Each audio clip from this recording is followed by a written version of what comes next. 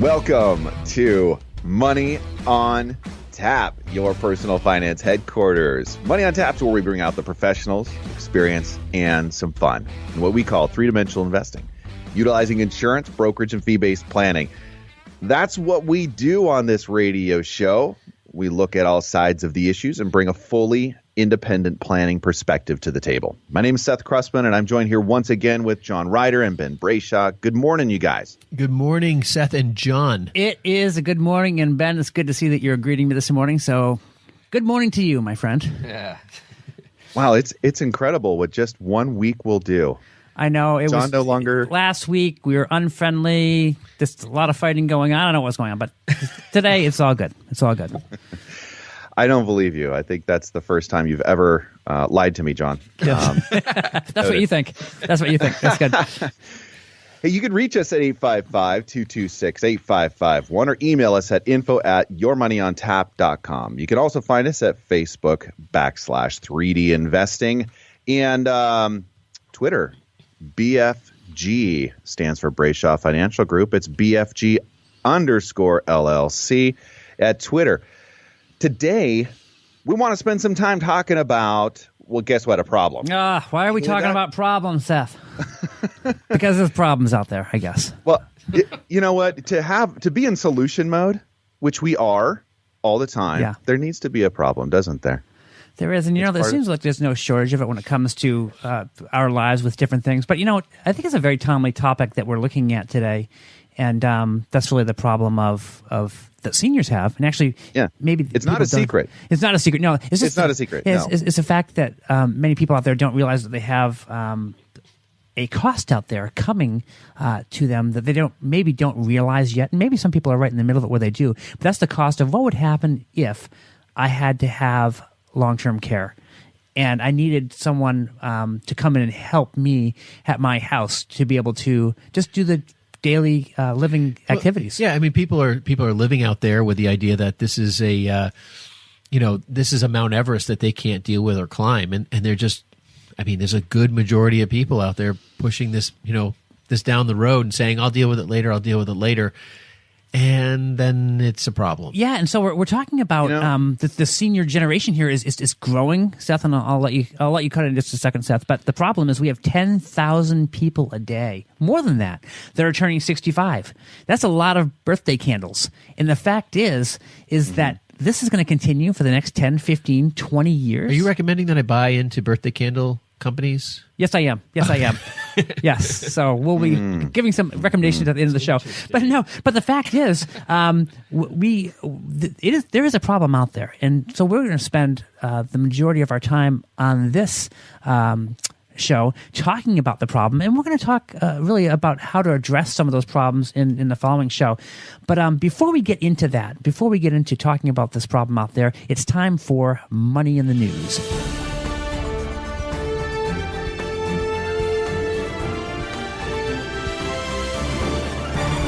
So Money in the News is that time of the show where we highlight some of the headlines that have been hitting the news that have to do with money. So, it's not often that we find positive news out there when it comes to athletes and money. I don't know. I feel like every time it's like rappers and money. I hate to destroy your integrity. Well, that seems kind of stereotyping there, John. Wow. I'm like, who can't enjoy a good rapper that can be financially responsible? Okay. So I just don't hear about that often. And often when it comes to athletes, I don't know. I feel like I always hear about the athlete that made his millions of dollars back a few years ago, and now he's looking for a job doing anything because he's just kind of gone through it. And the fact is, professional athletes just don't have a great reputation for saving the money, for investing the money. Really? That's just how it works. And it's just how it works. But today we want to talk about one of our local athletes.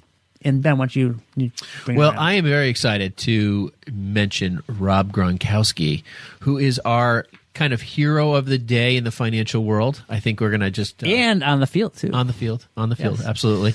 And as long as he stays healthy this year, maybe we'll have another shot at it, right? There you go.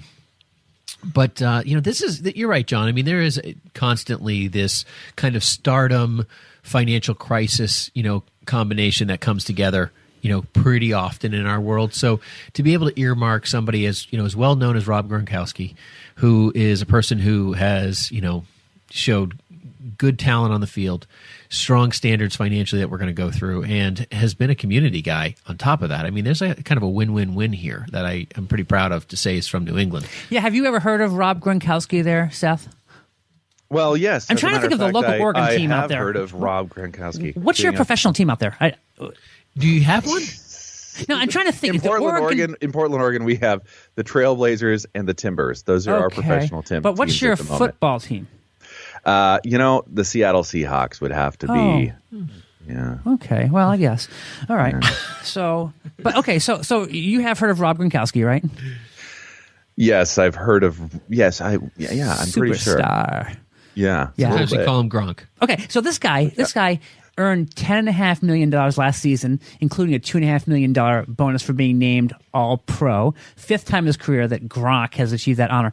But he hasn't spent a penny of his contract money from last season. In fact, he says he hasn't touched any of his career NFL earnings, including the 6-year, $54 million contract he signed in 2012.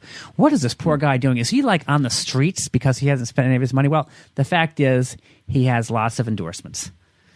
Well, that's the thing. I mean, he's made a decision, and I think, everyone budgets the way they budget.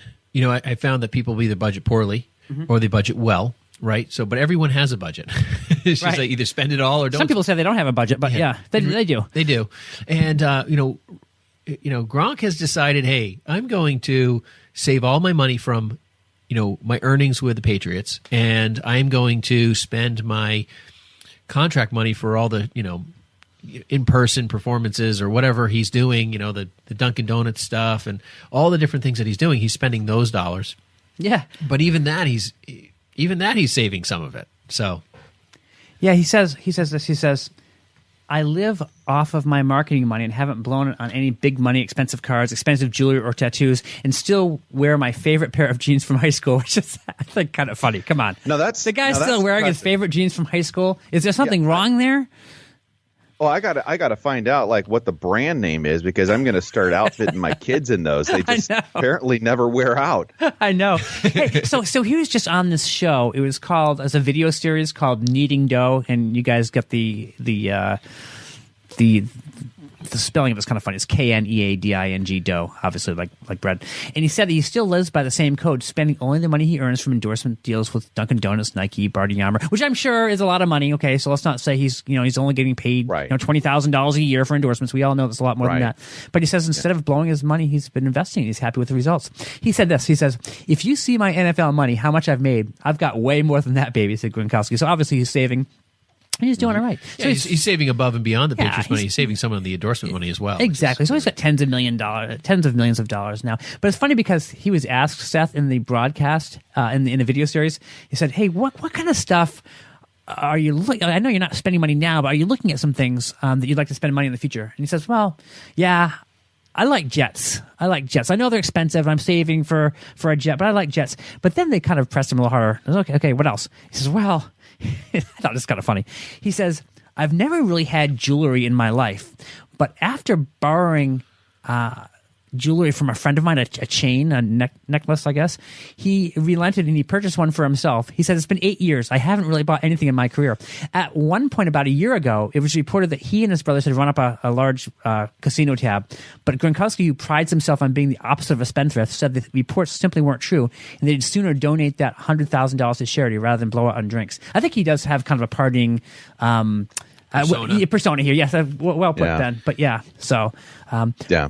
There's some video clips of Gronk out there, yes, sitting down. Sure. I think when he broke his arm and had it in a cast, there was some publicity about that. Yes. I'm sure wherever he goes, probably the bill's getting covered. Him being in some environment probably brings more people in the door, and the owners are just super happy to have him there. But the lovable knucklehead persona of Gronk and this, super saver, I think it's fantastic. I think that's awesome. It just shows, hey, we did a no judgment zone last week, right? Yes. We're not going to judge you, Gronk, here at Money on Tap for what other people are saying out there. And we're super excited to find out that you are a saver and that you've taken your streams of income and you've you said, hey, this over here, I'm going to set that aside, and that's going to be my savings. I'm just going to live off of this stream of income over here, which is substantial, right? Like you said, it's not 20 grand a year that he's trying to pull himself back into this place, living in the duplex over here, or a van down by the river. I don't know, not that either. He's not pulling a Seth over here. Let's just say that. Hey, let me just tell you this, though. This is kind of cool. We should probably ask Gronk to be on our show, because guess what? He's kind of getting your reputation on the Patriots for being kind of like a financial advisor, per se. So, Ben, what was the deal? Something about a Hummer or something that a buddy of his wanted to buy? Yeah, so I think this is cool. I'm glad he's like stepping up and kind of mentoring some of these guys, because this one guy came to him and said, hey, listen, I'm thinking about buying a Hummer. This is a player on the team, right? Yeah, I'm thinking about buying a Hummer for like 22 grand, and he's like, well, what are you doing for transportation now? He goes, well, I'm renting a car for $400 a week. It's like $1,600 a month. And Gronk's like, buy the Hummer. But I mean, he didn't even take any time to really... I mean, it was just so apparently obvious to him, which says, there's a lot to Gronk that he is probably so misunderstood. Yeah, he says, like, I was like, dog, hurry up and buy that Hummer. So I think it's kind of fun. It's amazing to me, though. This is a player that had been playing for, I guess, a year, but this guy was asking him, hey, what should I do? And so 22,000 is kind of funny, because it's not, he said it's not like you're going to go out and buy one for 120,000, but hey, it's $22,000. I think you can do that, So hey, it's not going to set you too far back. Props to the new guy for reaching his hand out and saying, "What should I do?" Because that's what we just talked about that last week. I mean, that's really one of the main reasons that we're here, is because we love when people reach their hand out and say, "Hey, what should I do in this situation?" And I think there's the idea that we're going to say, don't spend money, no matter what, right? And that's not it. It's about how do we position ourselves? Maybe the dollars that we're spending would ultimately be a huge savings in the difference of what we're doing right now. Yeah, and I mean, I think ultimately, it's interesting. Here's a guy who's spending $1,600 on a vehicle for a rental, right? And he's looking at a $22,000, obviously used Hummer, which is good thinking anyways. I'm not going to buy something brand new and expensive, but he didn't even understand the correlation. Like, he hadn't done any math. He thought he was probably paying a reasonable sum renting. Yeah, it's funny too. The guy that asked about the Hummer, he was actually saying, hey, I mean, I know it doesn't get good gas mileage. Should I still get the car? Which is kind of funny. Gronk said, no, I think you can handle gas on it. That's not going to be a problem. Yeah. So, hey, guys, second story in Money in the News. It seems two like positive stories this week. This is a positive one. This is certainly a positive one. And this is just about the climate that's out there when it comes to small businesses. Now, Ben, Seth, we have a number of small business owners out there. I'm thinking of one just recently that just switched over to a startup in Boston. He's doing really, really well. He's hiring employees like crazy. And the fact is that small businesses out there are starting to take off. And the optimism from what we're reading here is at an all-time high. So there's a NFIB Small Business Optimism Index that it marked its second highest level on the survey's 45-year history at 107.9, rising to within 0.1 point of the July 1983 record high of 108. So people out there, small business owners, are thinking, hey, we're creating a product. It's a product that people want to buy, and people are lining up out the door to buy this product. And it's happening across the country. And that's exciting. Yeah, there's a lot of optimism. I mean, I think that's where, the Jobs Act, all the stuff that's going on in our country economically. I mean, people have seen an increase in their paychecks just by some of the tax cuts and so forth. I mean, there is a lot of positives. I mean, just even some of the deductions on autos that, the weight limits of cars was reduced for better upfront write-offs for small businesses. There's been a lot of effort to try to stimulate that space and give the small business an opportunity to have some success and the growth years it needs to create stability. And I think that's what we're seeing inside this index and the calculation there. Yeah, there's some different factors that are highlighted here that I think are pretty interesting. It says this here: July is the 8th consecutive strong month of reported sales gains after years of lower negative numbers. A net 35% of owners expect better business conditions, ticking up 2 points from June. So here's some of the highlights. The percent of owners citing the availability of qualified workers as their number one business problem landed 1 point below the record high. And another one, reports of compensation increases remain strong, which is terrific. Capital spending maintained a respectable place, but did not display the exuberance of its fellow indicators, although spending plans did post a gain. But I think this is the next one is kind of a key one. Plans to add to inventory holdings were strong as strong sales continue to deplete stock. So the fact is that people out there, they need to supply the goods out there, and they don't have a problem with filling up that inventory because they see that they're going to be sold. Well, some of the recessionary events were due to the heavy inventory standards that companies maintained. Sure, so not the just in time. Right. So it used to be like, okay, we'll keep all the stuff so that we can meet that on demand kind of service thing. Mm-hmm. Working with a school that I have worked with for years and years, we were looking at bleachers, mm-hmm. and we talked to them about that, and they're like, "Well, we have to build them from scratch," and I'm like, "What do you mean?" Well, we don't do inventory anymore. That was they don't keep it around, yeah. Because it's like even though we have it, we have to pay for warehouse space. We have to, we've already paid for all the material that built them. It may not be exactly what someone wants, so we may have to go to building it anyways, and honestly, we just tell people that's the way we are. We make the best bleachers in the world. Yeah. Is how they touted it. Fair enough, but they survived the recession. Yeah. And they've learned and I think a lot of companies have realized that warehouse space doesn't make a lot of sense unless you're Amazon. Yeah. Of course, they make you wait too, though. They make you wait. So you had a long waiting period, and you could have said, you know what? I don't want to wait. We have opening games coming up here. I want to be able to take advantage. So that you could have gone somewhere else, I guess. Correct? Yeah, we could have, but I think this is where, and they're not a small business, yeah. But I think that's what our business economy has learned is that, there's times when, you have to warehouse. I mean, it's kind of like need versus want and yeah. Understanding the differences. And I mean, some things you're going to have to warehouse, like they're just going to need to warehouse steel, but that doesn't mean that they have to warehouse the bleacher finished. Right.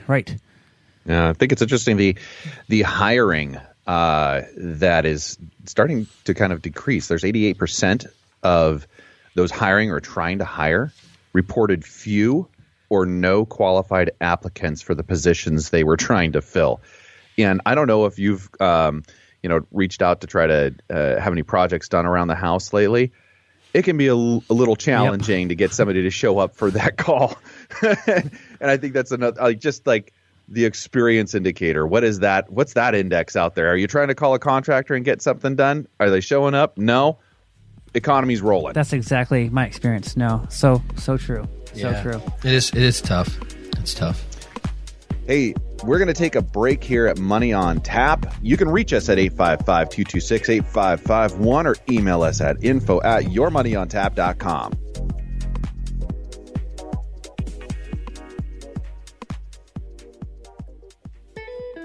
Hello, my name is John Ryder, a partner with Brayshaw Financial Group and one of the co-hosts of Money on Tap. 10,000 Americans are turning 65 every day, and planning a successful retirement today is more challenging than ever, with a roller coaster stock market, political and economic uncertainty, and so many unknowns when it comes to the escalating costs of healthcare. Let us show you how we utilize the 3D method of investing, utilizing insurance, brokerage, and fee-based planning. Using our experience, let us help you plan for a successful retirement. Now is the right time to start getting help. Give us a call at Brayshaw Financial Group at 855-226-8551. Headquartered in Bedford, New Hampshire, we have offices across the country. We would love the opportunity to meet with you. There's absolutely no cost or obligation to meet with us, and we welcome you to our offices. Call 855-226-8551 today. Now back to Money on Tap with Ben Brayshaw, John Ryder, and Seth Questman.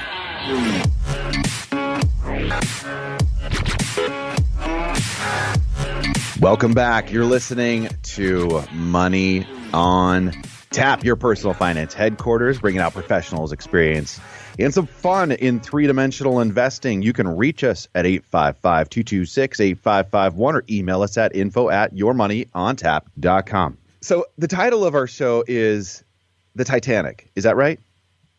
No, it's not. It's the long-term healthcare costs and a problem that is not going away. If you are over the age of 50 and you've done a good job of saving for your retirement, then you'll really want to check out long-term care and the potential problem of long-term care and the impact that it may have on your portfolio. And, John, you were talking about earlier, people kind of pushing back, talking about this, having a conversation, taking a look at what the solutions might be.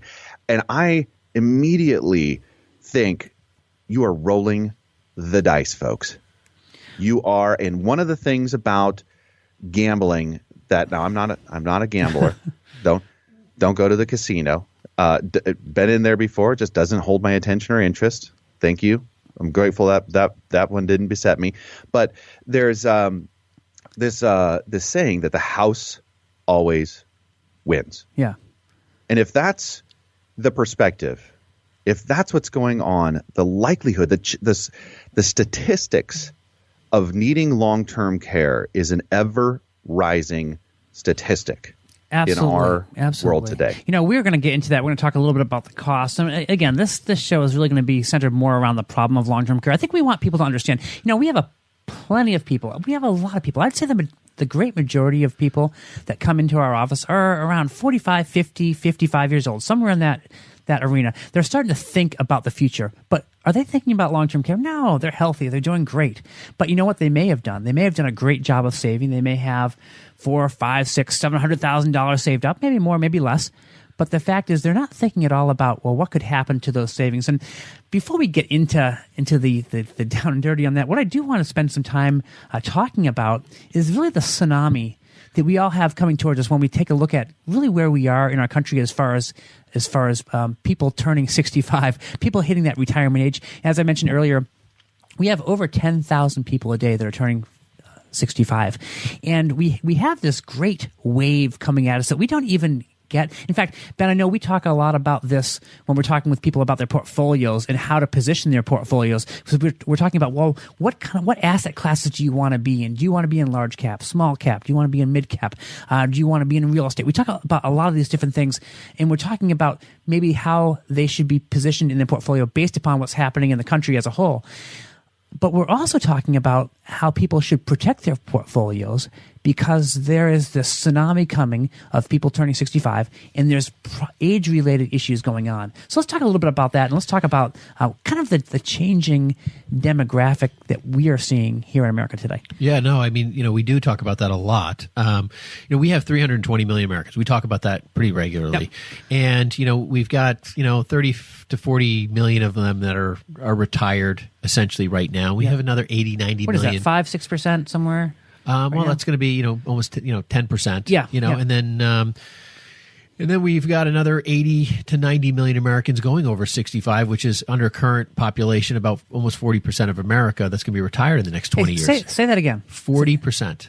Okay, so 40% of our current population is going to be retired in the next 20 years, which makes, Seth's comment of like finding someone to help around the house, more problematic 20 years from now. I mean, it's ultimately like get all your stuff done now because 20 years from now, you're not going to have anyone to do it. Yeah.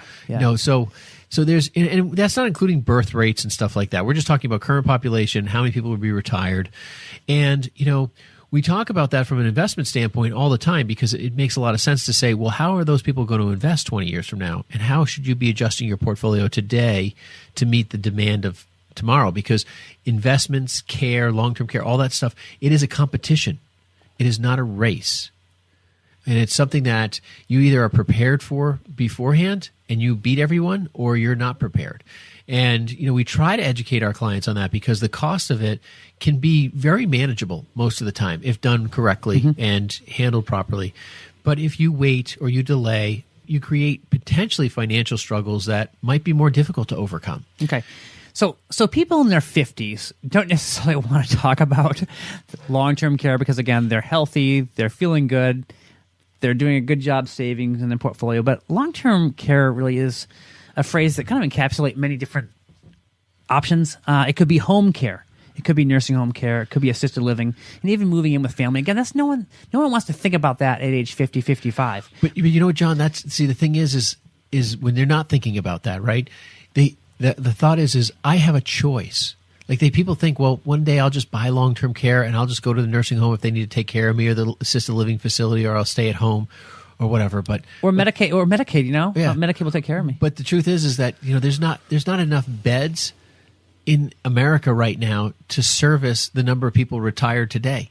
Nevertheless, the other 80 or 90 million coming. Of course, they're building these like crazy. I mean, they're building them all around. New Hampshire, they're building them all around. Yeah. And what ends up happening is you may have, someone might buy legitimate long-term care insurance, be insured up to the hilt. Yeah. But that doesn't mean that there'll be a bed that you can purchase.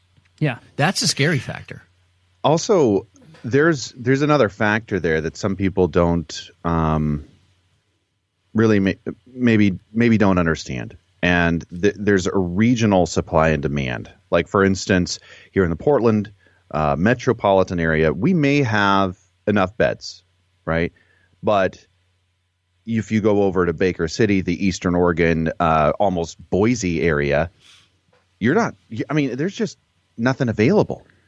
There's no facilities. I mean, people in those rural areas really are having to travel to much larger metropolitan areas to be able to find those situations that will work, and those are limited. So that's absolutely true. One of the things I think people out there think is that Medicare will cover some or all of the expenses for nursing home stays for those seniors who qualify. But the fact is they're only going to cover it for a limited time, and that really leaves people in a very, very bad situation as far as paying it boils down to the family. And is the family there to support? Do they have room, or do the capacity to care for? Do you guys find that? So when you talk about Medicare, right, and then there's Medicaid, sure, right, and I find that when we're talking with some people and they say, well, Medicare or whatever, we'll take care of my long-term care, and the truth is some people at 55 or 60 or even 65, they're not sure which is which and what's the difference, even though they've sat down with somebody, maybe even done Medicare. Purchased a supplemental plan or something along those lines. It's hard not to interchange them and get confused. It is. They're so close. But obviously, when we're thinking about Medicare, that is where people buy supplemental policies for. But Medicaid is really where you've spent down your assets and you really don't have much left at all. And you rely on the government. So basically, Medicare and Medicaid are both government programs. Yeah. Okay. So Medicare is age 65, you qualify for the health program for retirees. Yeah. And there's basically up to 100-day kind of coverage in a care facility that Medicare will provide. Medicaid is when you don't have any money and you're bankrupt, essentially, and the government says we'll start paying the bill. Yeah. Yeah. So that means you spent down your 401ks, you spent down the cash that you have in the bank, the CDs, almost all of it's gone. And you're down to whatever minimums that state and so forth Sure, require. and they each have different ones. And they'll allow the spouse to stay in the home, that type of thing. However, one of the things I really was chatting about with Ben before the show was, and I wasn't talking with you about this, Seth, but one of the things that we're talking about was long-term care is certainly an issue, but it's not necessarily an issue for the person that goes into the home or that needs the health care. The issue is that the healthy spouse, if there's indeed a healthy spouse, is the one that is writing checks constantly and is trying to figure out, well, how do I write a check out for $8,000 a month? And what does that do to my portfolio? And how does that affect my actual income on a regular basis? And can I really afford to do the things that I used to do all the time? Yes, as a result. There's that misnomer, right? People think when you sit down with long-term care, and some long-term care people are trying to sell you this. Trust me. I mean, that happens. Sell you the Ritz-Carlton version or whatever, the Marriott 5-star. 5-star, yes. 5-star, kind of like location to stay. And this is how much coverage you're going to want to enjoy the end years of your life. Yeah. Now, in a financial planning scenario where, we're really trying to evaluate, the entire spectrum here, when you buy long-term care, you don't buy it for yourself. You buy it for the healthy spouse. You buy it for the person who's going to be left here after you pass away to make sure that there's enough assets remaining to care for them. Right. So basically what you're doing through that, and we'll get into the solution-oriented side of this next time, but basically what you're doing is you're protecting a portfolio that you have built for the last 45 to 50 years. Yeah. And I mean, because the thing is I have seen multi-million-dollar portfolios and people who have refused to buy long-term care. and ultimately, they have just, self-insured. They said, well, I'm just going to die in my sleep, or this is what's going to happen, and so forth. And I knew a couple had $2 million, second marriage, became very stubborn about long-term care. She wanted it. He said no. And they both went into a care facility, and then it turned out that they couldn't live together because they both went in. They both went in. Wow. They couldn't live together because of it was like Alzheimer's dementia stuff going on, and he couldn't remember her and thought she was, or vice versa, and just the whole thing fell apart. So they needed 2 rooms, 2 full-time care instead of living together. And so they basically drained their asset pile pretty fast. Yeah. Oh, it was down to a few $100,000 when it was all said and done. Yeah, and it was horrible. I mean, if you hate to say I told you so, and it doesn't happen to everybody, but some of the solution stuff that has developed because of, like I don't want to spend my money and lose it scenario has really changed in our, our world of the long-term care planning. We'll definitely get to that. We'll get into that, and that's going to be exciting. So Seth, I thought maybe we'd do this. We'd go into and talk a little bit about kind of just so people can get an idea of what it costs, and maybe even think about your state too. So there's an article, Seth, here that talks about a Genworth study. I think it's pretty interesting. It's a 2017 survey there. You want to go into that? Yeah. Actually, this is probably not as depressing as the the direction that the conversation was taking me. So I was thinking about the personal experiences and some friends, and it really has been sad to have some very close friends, create their own final solution. I'll just say that, because of what they were faced with, and just either the lack of planning or the willingness to do that. And it was I'm going to walk off into the woods solution for them. And that was really sad to hear. And that is a statistic that is climbing among the baby boomer population, which is predominantly what we're talking about here. And another statistic that's hard to really understand or like I just have a hard time grasping is that the baby boomer population that is pushing through, creating this tsunami effect in this environment, is growing. Like, you don't think of a population typically that's at that stage of life growing. And there's a lot of people that are coming to the U.S. that are in this population as well.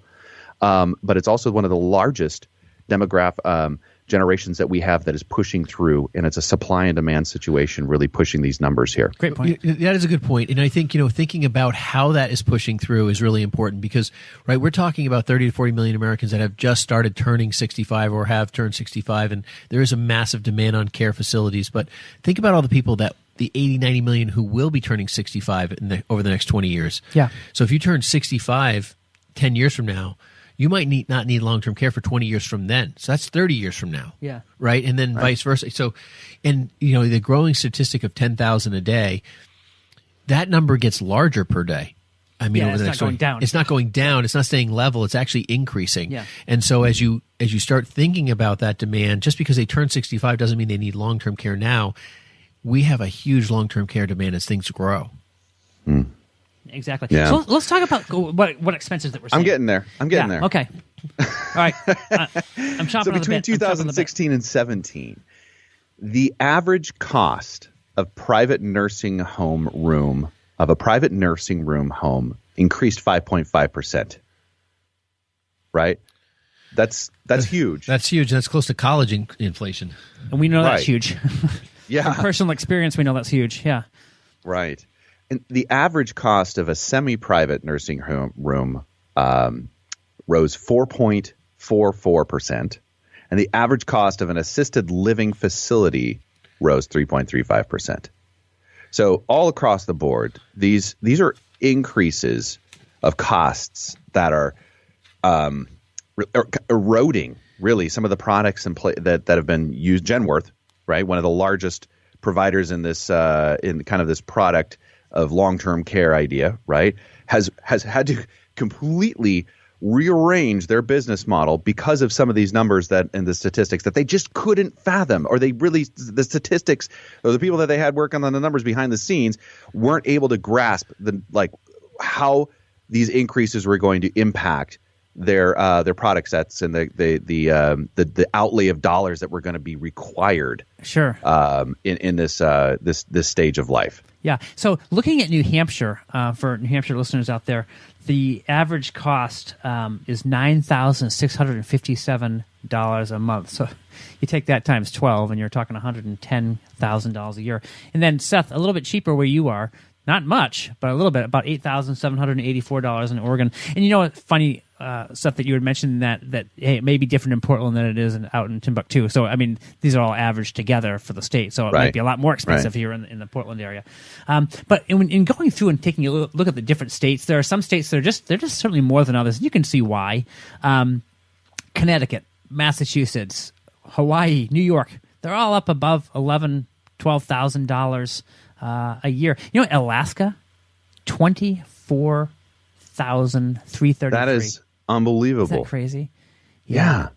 I don't know. I don't know what the population in Alaska is exactly. What the growing population. I'm sure it probably follows somewhat of what's going on in the other 49. But to me, wow, it's hard to imagine it's that much. So that's a month, $24,000 a month. I just found out that my sister and brother-in-law are moving to Alaska. Oh, are they aging? Yeah. Well, I guess we're all aging. No, well, yes, they are aging, as is everybody. Yeah. but they're young. I mean, they're a young family. Cool. They're moving from North Dakota to Alaska. Okay. Yeah. Cold to cold. Yeah, and they just bought a house last year, so I don't know. I don't get it. We're gonna have to talk. I'll get back to you on too that many one. Too many survival shows on Alaska being watched in that household. Yeah, no kidding. But there are some states where it's certainly more affordable. Not that it's ever affordable. I don't necessarily think it. I think it's so crazy, but significantly, by a lot. Yeah. So Texas, $4,563 a month. Oklahoma, $4,470. Missouri, $4,912. So there are some states that the care is just a lot more affordable. I was surprised by Illinois being fairly low in the in the bottom 10 there, $5,688. I always think of Illinois as being really expensive, kind of like a Connecticut, Massachusetts type of thing. But yeah, but basically people are facing. It's like if you make it to the nursing home without getting shot in Chicago. Yeah. Hey, honestly, they're like, listen, we're running out of people. Let me tell you, Ben, there's probably some truth in that. But Ben, you brought up an interesting stat from Genworth that you thought was kind of interesting, and I agree with you on that. Well, yeah, I mean, basically they say that 50% of people pay for their long-term care themselves. Is that what you're talking about? Well, I was actually talking about the stat that was talking about Genworth projecting what's going to happen with the cost of long-term care, because sometimes we think, okay, so it's expensive, but it can't keep on going up. But they're saying this. I think they're getting, maybe the actuarial guys are getting a little smarter here, but they're saying that they believe that the average cost of a semi-private nursing home room will rise 142% over the next 30 years, from $7,148 a month to $17,350. So if we're sitting down at the table in 25, 30 years and around our radio mics here and talking, we would possibly be talking about expenses current day of being around $17,000 to $18,000 a month just for care. Yeah, and I mean, I think that's where people don't understand. It's like, how do they do this, right? How do I pay, way below that per year, and they provide that benefit to me per month? And it's just how and what insurance and the whole concept works is paying today, they invest the dollars, they handle it, and they create reserves and all that stuff. These are things that people should be planning for, because it's so inexpensive. If you're 45, 50, 55 years old, I mean, like, stuff is cheap. This is something you could resolve today and solve so many retirement fears. Sure. Like, we talk to people, it's like, these insurance companies, there's so many opportunities. And then there's the whole story, and Genworth is well known for this, is the increasing costs. That is what they're facing. In fact, I just read this, Ben, I don't know if I shared this with you, but they're looking Probably at... not. You hold back a lot. I do. But they're looking at... I just saw an article come out in one of our financial planning magazines. They're talking about the increase on premiums of past policies going up by 58%. Now, they can't just go and say, Seth Cressman, I want to raise your rates. They have to look at... They're very nice, but they say... But they do. Yeah, but what they do is they have to go... They don't across say the it, but they class. mean it. Yeah. Well, they say, hey, they have to apply to the state. So in Oregon, they have to apply to the state and say, hey, listen, we need... Because of our experiences and how much it's costing our company... And they have the ability to do this because it's written to the policies, but they have to go for a class. And they say, well, for everyone's between the ages of 62 and 67, we want to apply for a premium rate increase. And it can only be so much governed by the state. Because these are the costs we're experiencing, and we want to make sure that we can provide for those expenses that we, and that exists. And I think that's one of the struggles with traditional long-term care insurance, which is why it has become less and less popular. Oh, for sure. The other thing is so that's the number one thing is people are hearing about how these rates are increasing. increasing. And I can't tell you how many people we've sat down with who bought, traditional long-term care from some John Hancock, MetLife, Genworth. from some long-term care salesman who sat down, sold them this massive policy. You scared them into buying the Ritz-Carlton version, and then all of a sudden the rates are going up, and they planned on, this budget living in retirement. They're like, I'm getting a 58% increase in my long-term care costs. Yeah. So it is significant. Now, if you do have a long-term care policy in place, doesn't mean there's something wrong with that. In fact, I'm thinking of a client that I have right now who's had one for about 18 years, and it looks like they're going to start needing to use this policy here fairly soon. The good thing about their policy is the fact that it's increasing by 5% compounded every year. So it's actually going to take care of them pretty well. So the daily benefits increasing. Yeah. So I think it's going to work out quite well for them. But really, I guess the biggest thing that we want to emphasize today is that the projection of what it's going to cost has a significant impact on retirement and long-term care planning strategies for individuals at any age. So we want to talk about and just spend the last few minutes talking about that retirement planning. If you're doing retirement planning today and you're talking about your 401k, you're talking about making sure you have disability insurance in place. You're talking about making sure that your assets are going to pass on to your kids, that kind of thing. That's really important. But that conversation, if you're 45, 50 years old, 55 years old, your retirement planning conversation with your financial planner should most definitely include what impact will long-term care costs, healthcare costs, have on my portfolio, and how will that affect if I was to go into a home or needed help, someone coming to my house, that money that's going out every single month, how will that impact my retirement? How will that affect my spouse? They're healthy, I'm not. How will it affect them to be able to carry on with their daily living from day to day? And if we're not covering that as financial advisors, we're not covering a part that's very, very important to you. Yeah. I mean, I've had people totally reject long-term care.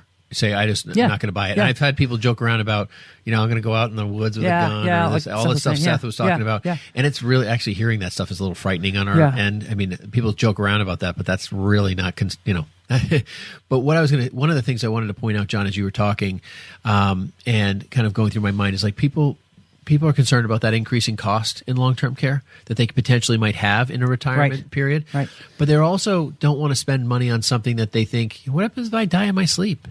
And I don't need it. And we wasted all this money on it. Yeah. And, one of those statistics is that, basically it's something like if you're married, and what 66% of people over the age of 65 are going to have some need for care. Yeah. And so it's like if you're going to have some need, there's a big deal there. And, so there's that fear of that. So there's been a lot of crafting inside this world in the last few years that has really stretched the envelope of those concerns, which has said, hey, how do we answer those things? And I'm excited to share about those. That'll be fun next week. So, well, there's this guy named Bruce Chernoff, who is the president and CEO of a company, of a foundation called the SCAN Foundation. And the SCAN Foundation researches care for older adults. And basically what he says is, if we don't need it ourselves, it is likely that our spouses, our significant other, or our parents will, one way or another, it will touch the lives of every single American. This is not like being struck by lightning. It is something we will all face in our lives, and many Americans have a blind spot when it comes to that cost in the future. So you said struck by lightning, John, and I actually have a near miss with that. I'm going to share that with you in a little bit, but we're going to be coming back here listening to Money on Tap. You can reach us at 855-226-8551. We're going to be coming back and talking a little bit more about long-term care, and the statistics are overwhelming. This is an eventual event in most people's horizon. You can reach us at 855-226-8551, Money on Tap.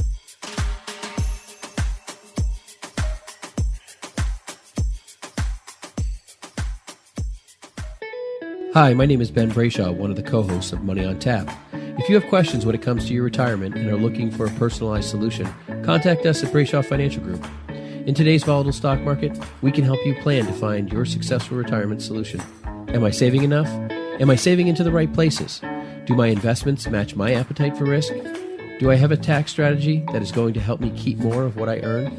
How can I maximize my Social Security income? If you are like most people, you are getting closer and closer to your retirement and may be wondering if you're taking the right steps.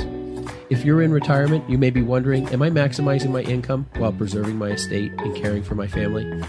We talk about all things financial in what we call three-dimensional investing, putting a plan around your financial future. If you feel that now is the time to start getting the answers to some of these questions for your own situation, give us a call at Brayshaw Financial Group at 855-226-8551. Headquartered in Bedford, New Hampshire, we have offices throughout New England and across the country. We would love the opportunity to show you how we can help. There's absolutely no cost or obligation just to meet with us, and we welcome you to our office. Call us at 855-226-8551. More Money on Tap in just a moment. Ben, John, and Seth explain why it's important for the investor to beware, even when it sounds legitimate, which was the case with Bernie Madoff and the now well-known Ponzi schemes. That's today on our Cliff Notes edition of Money on Tap, as Ben begins by describing what the fraudulent claim looks like. Someone's taking your money in, showing you a potential value to your assets in which they are not actually true. And also, they're saying, hypothetically, we can get you a 15% rate of return guaranteed on a regular basis, and maybe they're going to show you a certificate or something like that. Yeah, and that's what Bernie Madoff was doing, but he was actually, we don't make the big returns. We just do 8%. And, the banks, everyone was buying into this. He's like, we're not the big, hedge funds. We just do a steady. So he was selling to investment companies. He was selling to everyone, not your next door neighbor, but he was selling to everyone. Yeah, big banks, everywhere. Yeah. And, a lot of people don't realize that he helped write a lot of, the laws that we actually work under in some capacities in the securities world. So it's interesting that he was involved on that end and knew the fraud, how to do it. The one thing I find about Ponzi schemes is that in a positive market, it's easier to hide. As returns everything's doing well. And right. It was in the big crashes that Ponzi schemes show their face. When everything's going well, nobody's paying that close of attention, right? But when they start to see a market correction and investors start to go to, where do I have my money and how do I safeguard some of my money, and start divesting and taking some of that money off the table and putting it into savings accounts or whatever they think is more secure possibly. But anyways, when it starts to unwind, well, then that's when it exposes the Ponzi schemes, because typically the Ponzi schemes are relying on an influx of people putting more money into the program. When it starts to go away, then they have no way of having liquidity. And so they get exposed. Thanks for joining us for this Cliff Notes edition of Money on Tap, with great tips from the pros in three-dimensional investing, utilizing insurance, brokerage, and fee-based planning. Now back to Money on Tap with Ben Brayshaw, John Ryder, and Seth Cressman.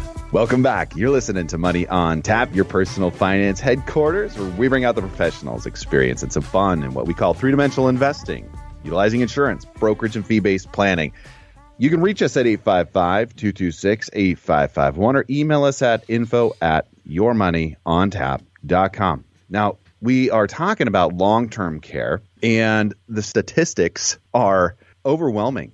Like, what was it, 60% of people are going to have some kind of a long-term care event or some kind of a need for this type of planning.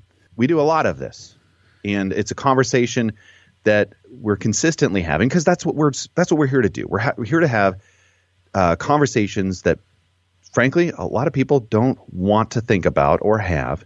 But one that I wanted to share with you, experience before you get going there, Ben, was my near miss with lightning. Now, we don't have a lot of lightning storms here in Oregon, but we were going to church in Corvallis one day, visiting some pastors that had moved on to pastor a church down in Corvallis, where the Oregon State Beavers reside. That's what. Oh yes, we've all heard of them. Yes, my wife's. That's where she went to school. Yes. My entire family went to U of O. Ben and I met at Liberty University. We're flames. So there you go. Anyways, and we're not going to talk about you, John. We're not going to talk Bob Jones University. Yes. But anyway, so we're getting out of the service there, and there's this terrific, like, thunderstorm, lightning storm going on. And I remember it so well. I'm wearing a pair of Crocs, which I think may have saved my life. Thank you to manufacturer of Crocs. And a lightning. Crocs can take your life too. Just happened in South Carolina yesterday. Yes, they can. Anyways, yeah. A lightning struck, like, it was 100 yards away, but I swear it was 10 feet away. And, oh wow! And I could feel like I've never felt that kind of electricity before. My voice went from here up there, and I started doing a little dance, folks. It was. Was this caught on tape? No, okay, no, okay. but she Not- was not standing sure we under can the believe it. cover, and I was out in the parking lot trying to get to the car. It was terrifying. I've never experienced anything quite like that. Okay, well, let's go back to our show as we wrap this thing up here, guys. All Enough right, lightning strike so, story, Seth. I think just to bring this down to some conversation, long-term care, the expectation and cost, is between $100,000 and $140,000 is basically on the high end, right? And you could be at $45,000 to $60,000 on the low end, depending on where things land for you. I think the one thing about planning, and as Seth has mentioned, when we talk to people about trying to figure out long-term care and how this fits for them, it's not a story about, hey, you need to buy long-term care. It's a story of how are we going to solve all of your financial needs, from retirement to care, to death, to estate, to your children, and those pieces. And so when you listen to our shows, I think it's important that you know that this is a segment of a bigger story. Sure. And, for a lot of people, they say to us, I don't want long-term care because I don't want to be in a nursing home. And I get that a lot. And my response, I'm with them. my response to them is you may not be able to find that bed, as I had mentioned earlier, because of the demand. But honestly, most care policies that you have out there, they will provide for you to be in your home. In fact, they're required by law to do that. So they can't just be facility-only programs. And honestly, for the insurance companies, right, if they're going to say, hey, listen, we're going to give you $300 a day or whatever the thing is, and it only costs you $150 a day to be in your home, well, that potentially, depending on the type of policy, might be less costly to them. So therefore, they're paying out less money. They'd much rather keep you at home. They'd much rather keep you at home than get you in a facility. Yeah. So it's a win-win. They want to provide for what you want the most anyway. So some of this stuff is very flexible on the in-home care. And those are the kind of stories we talk about. And I think also having a conversation of, after the first spouse passes away, how is the second spouse cared for? Because a lot of people say to me, well, I'll care for my husband, or my husband will care for me, and then but then who cares for you? And that's a separate conversation. It's very, in very planning. taxing to take care of someone, especially as you get up in years and you're trying to take care of someone, trying to lift, trying to shower, all these And stuff. I think there's the other side where there's the assets that people don't necessarily see this happening all the time. But Kira is in real estate, and her partner actually specializes in kind of working with retirees in real estate.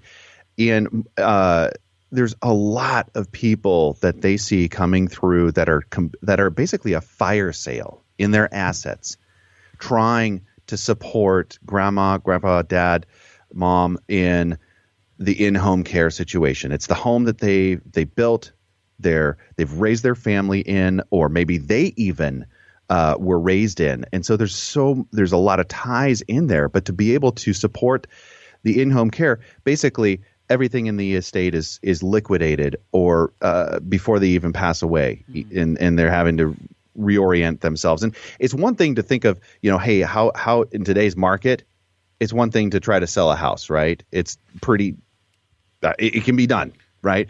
But they don't have the ability to look into the future and say, what's the marketplace going to look like? Are they going to have the ability to sell at a rate that supports supporting mom and dad in their final years, or themselves in their final years? So there's a lot here, guys. There's a lot here, and we're probably not even done. But the fact is, are we done with today? We are done with today. I'm not done with you. I know. I'm not done with you either, Seth, but sometimes you gotta end. Well, that's going to do it for us today, at least for this show. Next show, we're going to be talking more about the solutions around long-term care, and we've identified the major issue. Yeah, and the changes that have created these better solutions as time has gone on, which I'm excited about. Yeah, well said. Well said. Yeah, so we're going to address some of those in different ways, and we as planners help reduce the risk of the problem going forward. That's a goal for us here. You've been listening to Money on Tap. You can reach us at 855-226-8551 or email us at info@yourmoneyontap. Make it a great week, folks. We look forward to talking to you here soon. Hi, my name is Seth Krusman, partner with Brayshaw Financial Group and one of the co-hosts of Money on Tap. One of the biggest concerns and largest expenses people face today is taxes. Without thoughtful planning, taxes can destroy future retirement dollars, eliminating the possibility of a timely retirement or dreams of what you want retirement to look like. If you're like most people, you're getting closer and closer to retirement, and you may be wondering if you're taking the right steps. Will my income be enough? Will rising taxes force me to give up my dreams? How does inflation factor into all of this? These are real concerns, and you're not alone. Putting a plan around your financial future is what we do. If you have questions when it comes to your financial security, and if you're looking for a personalized solution, contact us at Brayshaw Financial Group, 855-226-8551. It's time for you to start getting answers to your questions. Headquartered in Bedford, New Hampshire, Brayshaw Financial has offices across the country. We'd love the opportunity to show you how we can help. There's absolutely no cost or obligation to meet with us. Call us at 855-226-8551. 855-226-8551. The views expressed are not necessarily the opinion of this radio station and should not be construed directly or indirectly as an offer to buy or sell any securities mentioned herein. Investing is subject to risks, including loss of principal invested. No strategy, product, material, or tool mentioned can assure a profit nor protect against loss. Please note that individual situations can vary. Therefore, the information, products, materials, or tools mentioned should be relied upon when coordinated with individual professional advice. Past performance is not a guarantee of future results. This show may be subsidized in whole or in part by a product sponsor or issuer. Securities and advisory services offered through SagePoint Financial Incorporated, member FINRA SIPC, and a registered investment advisor. All other services offered through Brayshaw Financial Group LLC are independent of SagePoint Financial. SagePoint Financial and Brayshaw Financial Group do not provide tax or legal advice. Main office is located at 116 South River Road, Bedford, New Hampshire, 03110, and can be reached at toll-free 855-226-8551.